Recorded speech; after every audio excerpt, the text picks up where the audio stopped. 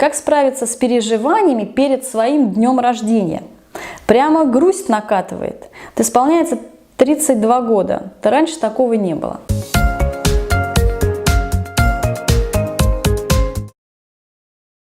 Обычно у нас есть внутреннее какое-то ожидание от себя, что мы хотели достичь к определенному возрасту.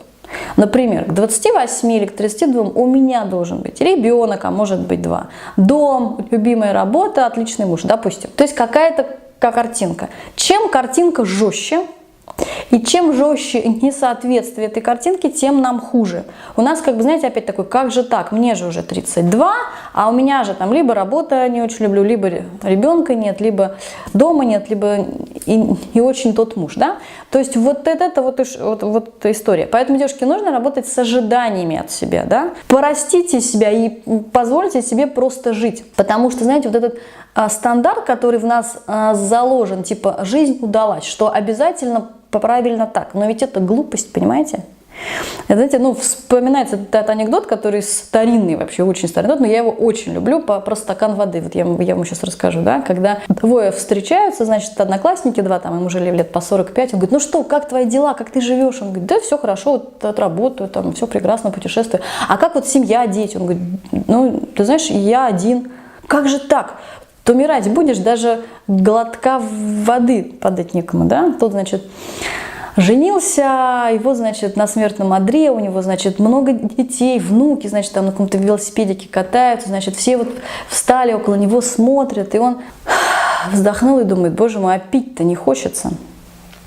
Вот вы понимаете, как бы такой вот анекдот немножко горький, и на самом деле он правдивый. Вот я очень работаю как раз с клиентами, они приходят очень часто с тем, что они как будто бы идут по какой-то программе, а когда приходит ощущение вот этого благополучия, счастья нету, понимаете? Поэтому пересмотрите, что у вас за вот этот образец, за вот ожидание. Действительно ли вам это надо, понимаете? Или вы для мамы, вам нужно детей много, допустим, да? Или работа статусная нужна, у вас ее еще нету, на самом деле вы и не хотите в глубине души эту статусную работу, вам нужно, наоборот, больше свободы, больше времени для себя. Но вот вас гложет, как же у меня статусной работы нет, понимаете? Поэтому, если вы пересмотрите вот эти вот ожидания и освободите себя, то каждый день рождения для вас будет в радость. Вот у меня, допустим, знаете, есть такой девиз, что каждый год лучше предыдущего.